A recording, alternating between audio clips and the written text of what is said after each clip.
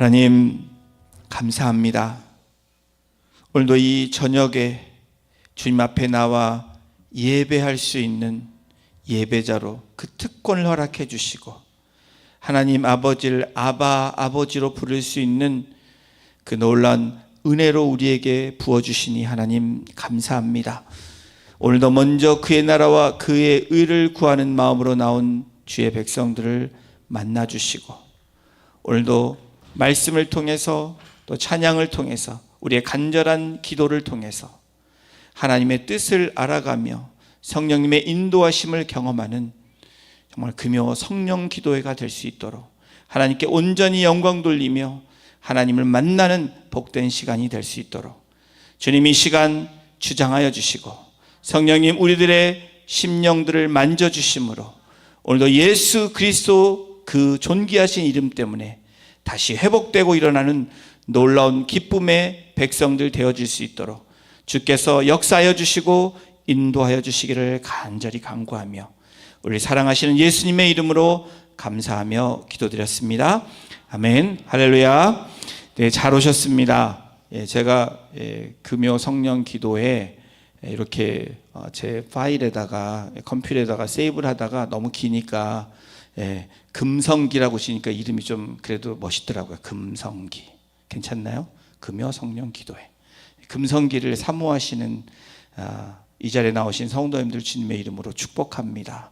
그리고 이 자리가 그냥 금요일 날 시간이 돼서 오는 게 아니라 사모하는 자리가 되고 주님을 만나시고 성령님의 만지시고 회복되는 자리가 되기를 주님의 이름으로 축복합니다. 우리 하나님의 말씀 함께 같이 보시겠습니다. 히브리서 4장 16절 한 절 말씀인데요. 우리 함께 이 말씀 한 절이니까 우리 합독하도록 하겠습니다. 시작. 그러므로 우리는 긍휼하심을 받고 때를 따라 돕는 은혜를 얻기 위하여 은혜의 보좌 앞에 담대히 나아갈 것이니라. 아멘. 존 파이퍼 목사님이 이 은혜 구원을 딛고 삶 속으로라는 우리 목사님의 저서 가운데 다음과 같이 말을 하고 있습니다.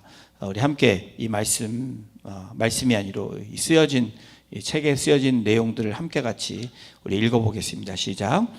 죄악은 우리의 마음이 하나님으로 만족하지 못할 때 행하는 것이다. 여러분, 죄악, 이 죄는 언제 우리가 행해질까요?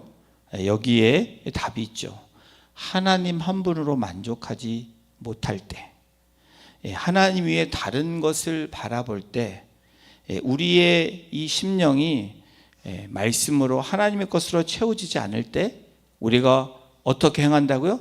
죄악을 행한다라는 겁니다.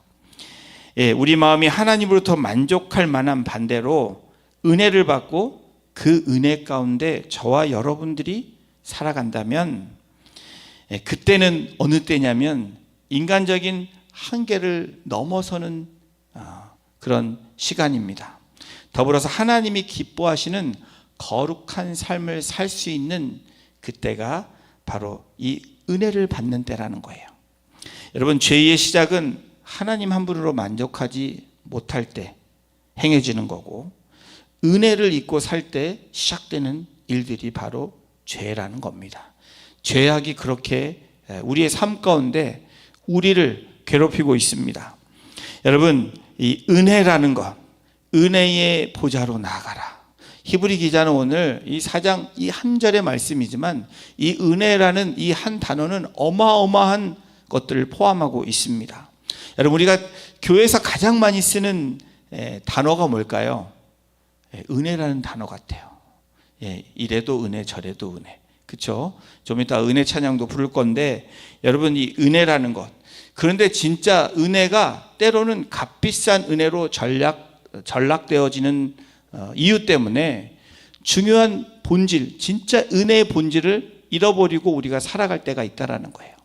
그래서 때로 우리가 그 은혜를 늘 기억하며 그 은혜라는 그 단어에 우리가 늘 푹 빠져 살아가야 되는데 그렇지 못함으로 우리가 죄를 짓고 살아가는 그러한 사람으로 되어진다라는 겁니다.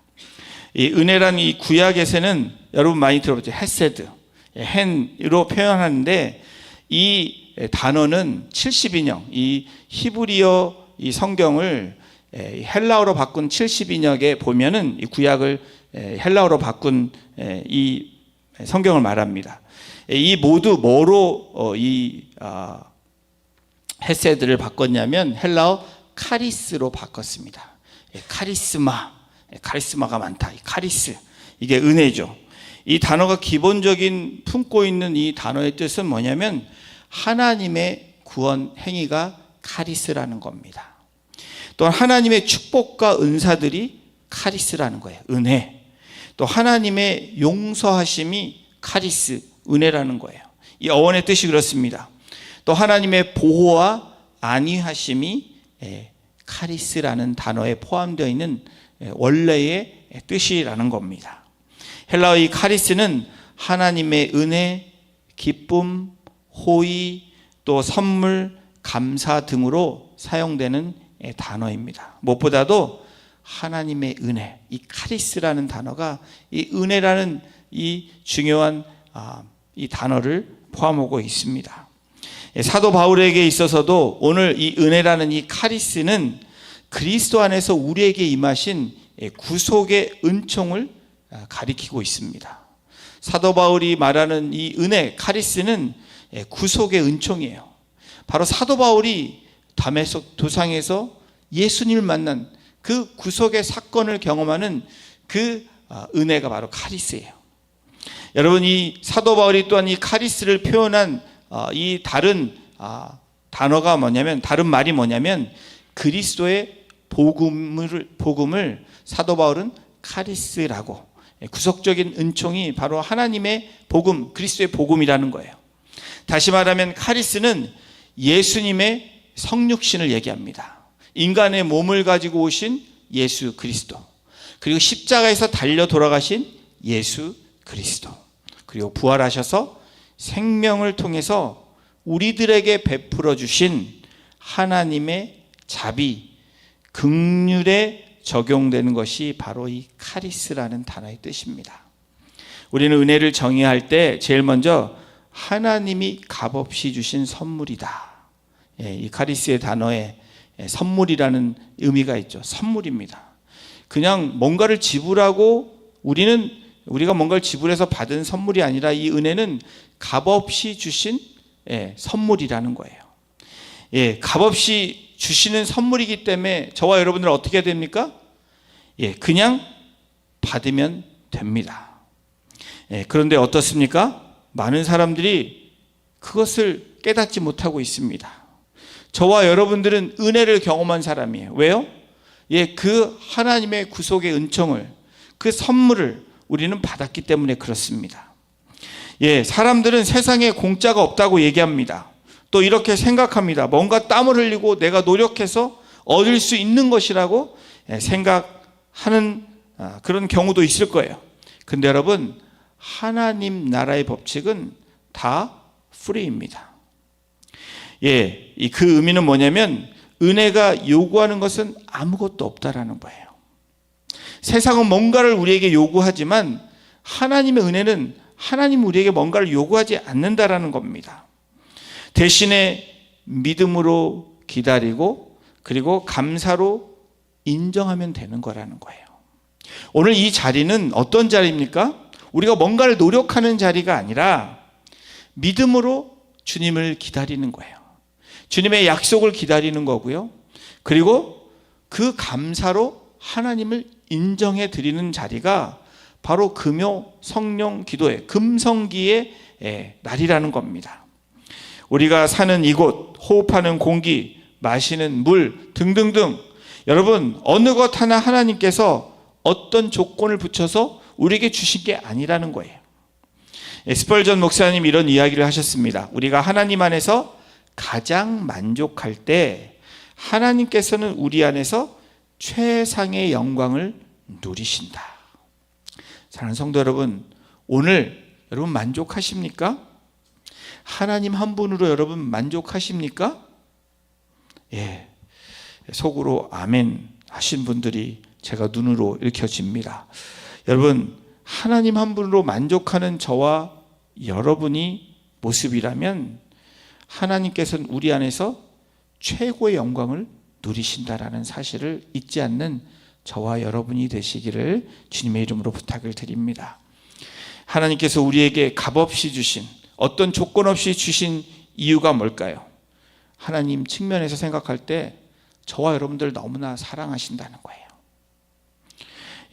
우리 입장 관점에서 적극적인 의미에서 우리가 해석해 볼 때는 우리의 만족이 하나님의 기쁨이 된다라는 의미가 있습니다. 우리 스바냐 3장 17절 말씀 여러분 찬양으로 많이 부르셨죠. 너의 하나님 여호와가. 우리 함께 이 말씀 크게 한 목소리로 합독하겠습니다. 시작. 너의 하나님 여호와가 너의 가운데 계시니 그는 구원을 베푸실 전능자시라.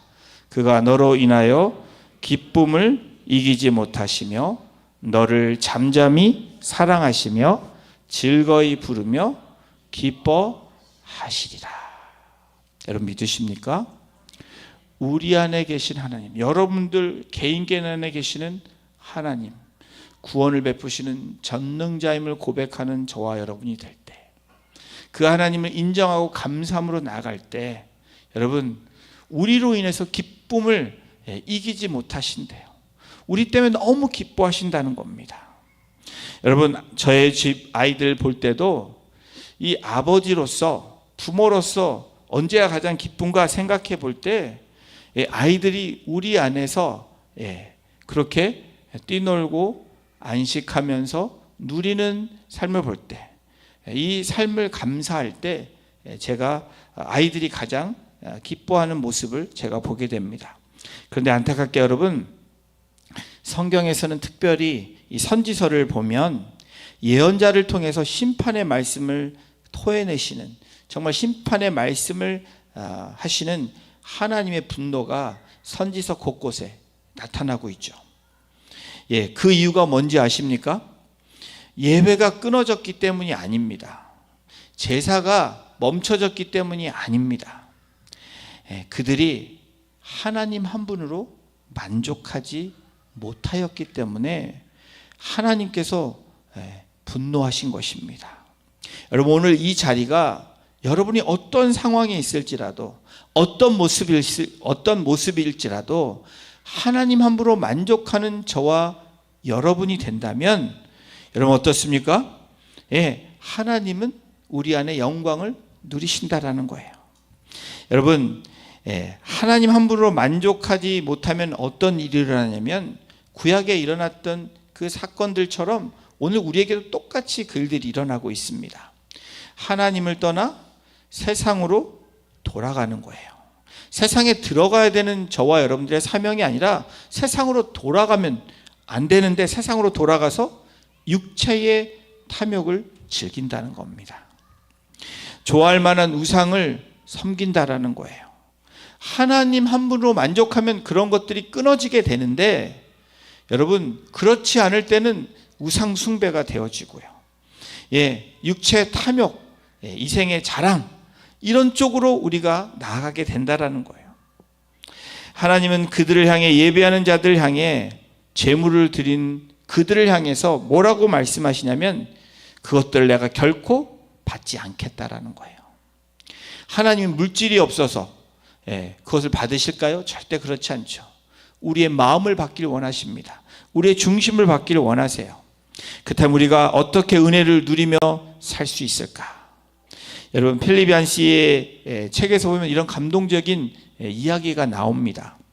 15살 딸을 둔 티네이저, 이 사춘기의 딸을 둔 목사님의 이야기인데 15살밖에 안 된 이 딸아이가 이 피임약을 사용하고 있다는 사실을 이 목사님이 알게 됩니다. 그리고 이 딸이 며칠씩 집도 안 들어오고 그렇게 외박하는 일들이 잦아집니다.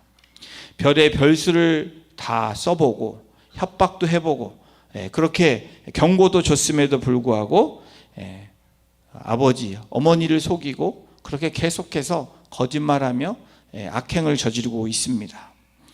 그러면서 이 딸이 하는 말이 뭐냐면 이게 모두 아버지 때문이라는 거예요. 아버지가 너무 엄해서, 너무 엄하게 해서 내가 이렇게 됐다라고 아버지에게 얘기한 겁니다. 그때 이 목사님이 그 얘기를 듣고 이런 이야기를 했습니다. 거실 두터운 유리창 앞에 서서 어둠 속을 내다보며 그 아이가 들어오기만 기다리고 있었다. 그런데 속에서 화가 치밀어 올랐다라고 목사님이 고백합니다.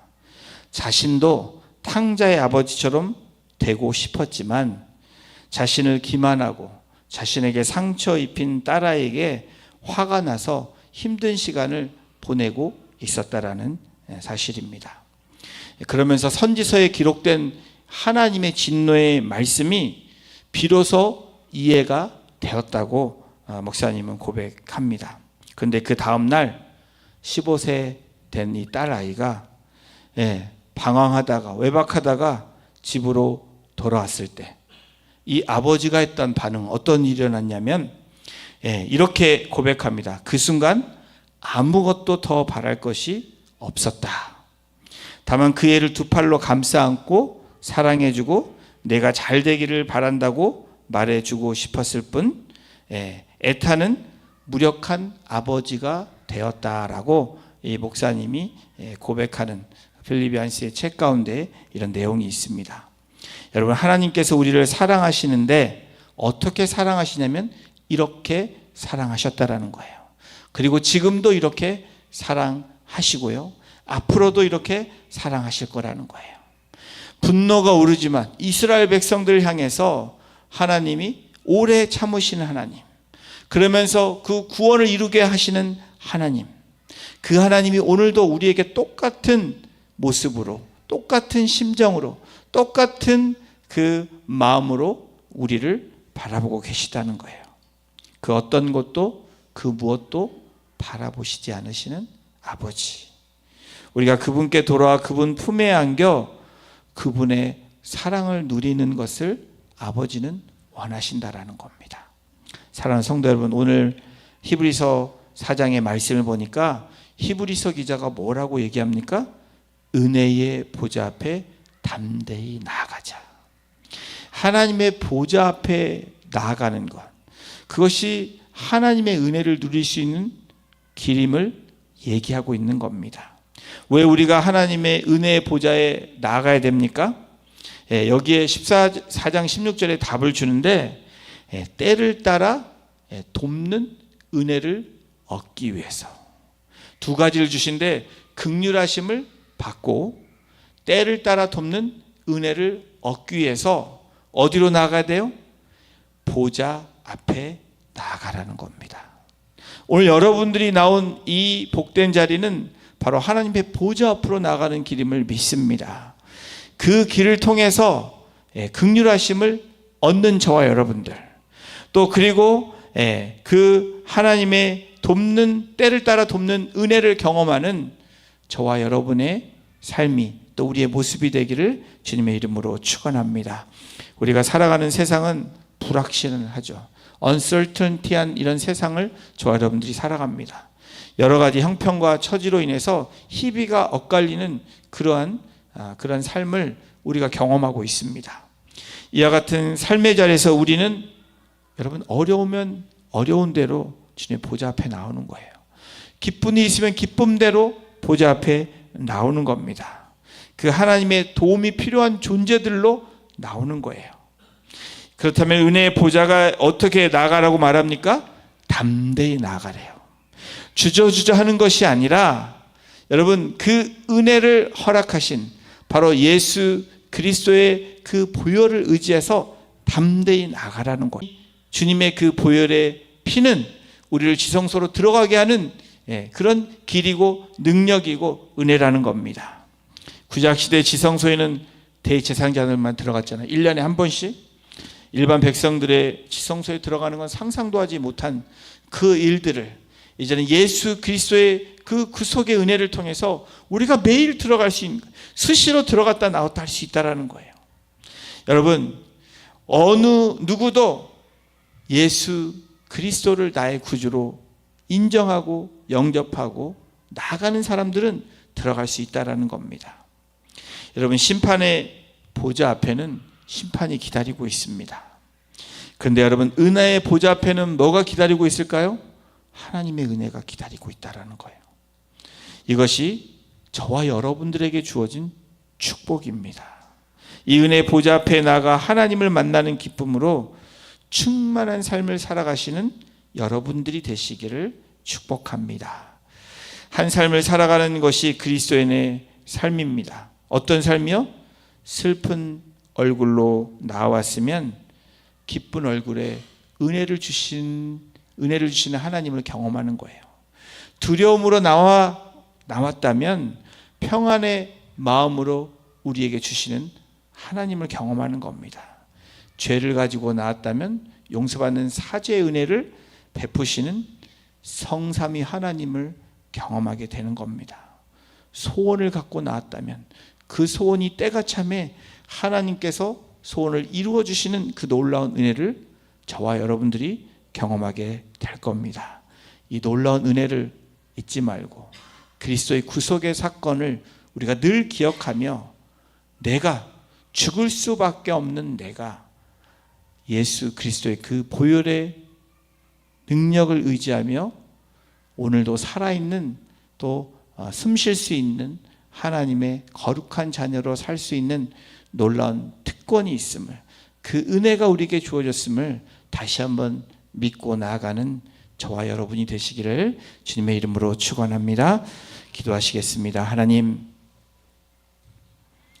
이 은혜의 보좌 앞에 나아가는 자마다 하나님을 만나는 기쁨으로 충만한 삶을 살아가는 것이 바로 그리스도인의 삶이라는 것을 다시 한번 우리가 선포하며 오늘 이 기쁜 얼굴에 은혜를 주시고 평안의 마음을 주시고 사죄의 은혜를 베푸실 뿐 아니라 우리에게 하나님이 주시는 그 사랑과 은혜를 누리며 살게 하시는 그 은혜를 경험하는 우리 성도님들 되게 하시고 오늘도 그 은혜의 보좌 앞에 담대히 나아감으로 하나님과 교통하는 기도의 시간, 찬양의 시간, 또 이 복된 시간 될 수 있도록 성령님 역사하여 주시고 인도하여 주시기를 간절히 간구하며 우리를 구원하신 예수님의 이름으로 감사하며 기도드렸습니다. 아멘. 우리 같이 은혜 찬양